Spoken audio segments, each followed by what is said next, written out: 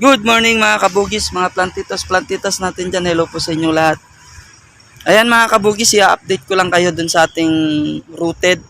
Saka yung ating 21 jewel na tinapgraft. Ayan, papakita ko sa inyo kung ano na yung mga itsura nila. Pero bago yan mga kabugis, ayan, ipapakita ko lang din muna sa inyo yung ating mga available. Baka magustuhan nyo, ayan, kagaya po nito. Mga green leaves pero nasa balde na sila. Grafted din po yan mga kabugis. Tapos yung mga ano niyan, pinagsama natin yung bali dalawang puno, pinagsama natin. Pero grafted pa rin po yan mga kabugis. Yung isang puno may dalawang kulay na. Then pinagsama natin, so may mga 4 hanggang 5 kulay na siya mga kabugis. Ay 5 varieties pala kasi yung kulay kasi minsan magkaka pare-pareho yung iba. Magkakahawig. Yan. Ayan, nandyan meron tayong lemon ginda, yellow. Yan. Meron din po tayo ditong tricolor. Yan, bidadari, meron din po. Mga available po yan. Si Mahara, red. Yan.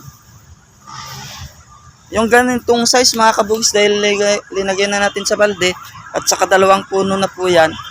Binibenta po natin yan ng 500 pesos. Isa. Then ito mga kabugis, may mga ano pa rin tayo, may mga small grafted pa rin tayo. Ayan, yung 2-in-1, saka may 3-in-1, pero mas marami yung 2-in-1. Ayan, to yung binibenta natin mga kabugis ng 250. Tapos pag nakasampung piraso ka, mayroon pa siyang free na isa. Ayan. So bali yung 10 magiging 11. 250 po ang isa. Ayan. Ito po yung ating mga available na tig to 250. May free na. Ayan mga kabugis. So iba-ibang variety po yan. Ayan. Pwede nyo po kami puntahan dito sa Garden City, Santa Cruz, Giginto, Bulacan po. Ayan po yung location natin. Ayan. Ayan, green leaf siya pero ang ganda rin ng kulay ng bulaklak. Ayan mga kabugis yung mga nakabalde. Naggawa din tayo ng nakasabit. Tinagyan natin ng sabitan. Ayan. Kaya lang kakunti na kasi nabili na rin yung iba. Ayun.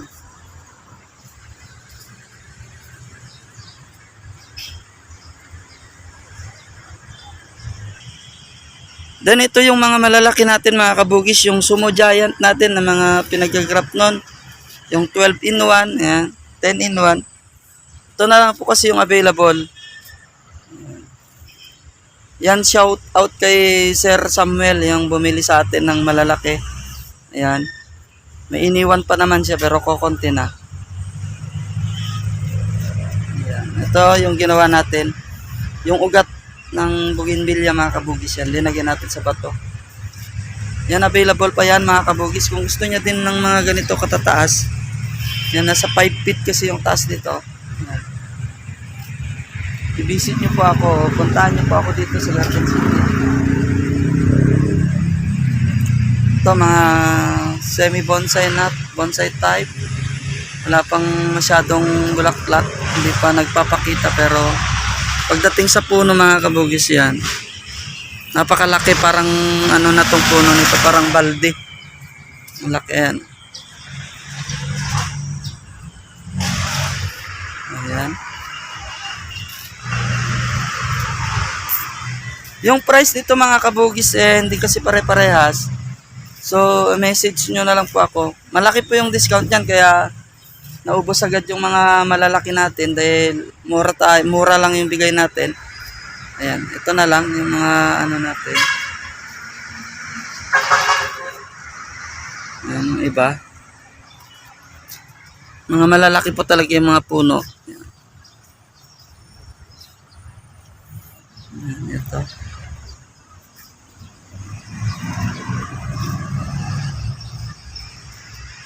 Ano na siya.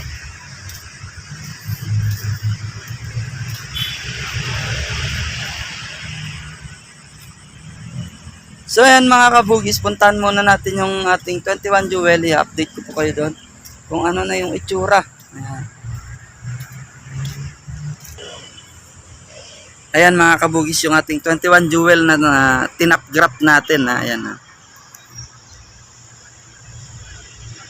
Yung kinalbo natin doon. Ayan na siya.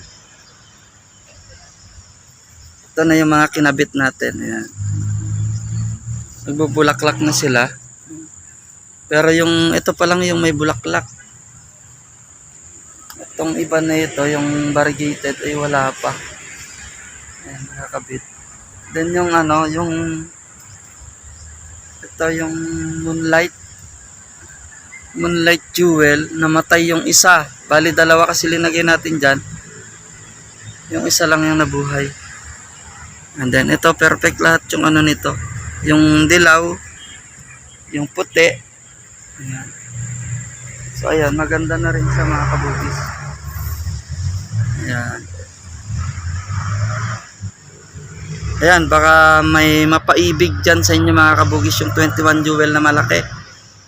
Ayan, nasa 7 to 8 feet siguro yung taas. Mula dito sa ano, pinaka ibaba yung paso niya kasama.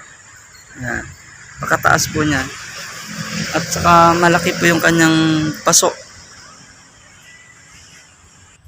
Ayan mga kabugis, ito na yung ating mga rooted na bougainvillea. Ayan. So hindi ganun ka-successful yung ginawa natin. Pero nagpapasalamat pa rin tayo dahil may nabuhay. Ayan. Pero sa tingin ko mga kabugis, mas marami yung patay. Ayan. Ito yung iba. Yung iba hindi ko pati tinanggal sa ano, sa plastic bottle. Nagsample muna ako, tinitignan ko kung malalanta. Pero hindi naman siya nalanta. So baka pwede na talagang tanggalin yan. Mukhang buhay naman na sila. Ang ano lang natin ngayon mga kabugis, dahil ito ay maramihan yung lagay natin, hindi natin inisa-isa. Hindi kagaya nito na isa-isa. Eto, bibiyakin pa natin ngayon. Pag-iwa-hiwalayin pa natin. So, ito yung naiisip ko na pag pinag-iwa-hiwalay, pagka hindi maganda yung pagkakabiyak mo dyan, siguradong may mamamatay pa dyan. Kagaya nito, hindi na naka-recover. Pero okay pa rin naman mga kabugis. Ito pa yung iba. Mapapansin nyo, kakabukas lang yan. May nabuhay, may namatay. Mas marami yung namatay mga kabukis. Tapos naggawa ulit tayo ng ibang variety naman. Ito ay red panas. At titignan natin kung ano kahihinatnan yan. Ayan. Nag-try lang kasi ako maggawa niyan kasi nga marami tayong mga customer na naghahanap ng rooted. Eh wala tayong maibigay. So yan lang muna mga kabugis yung ating vlog ngayon. Kasi madalang tayo mag-upload. Wala na masyado tayong ano kasi busy sa trabaho. Yan. So yan, maraming salamat po sa palaging panonood. Saka dun sa ating mga suki na bumabalik palagi. Ayan. Shout out po sa inyo. Ayan, alam nyo naman kung sino po kayo. Ayan, at saka maraming salamat po sa palagi nyong panonood.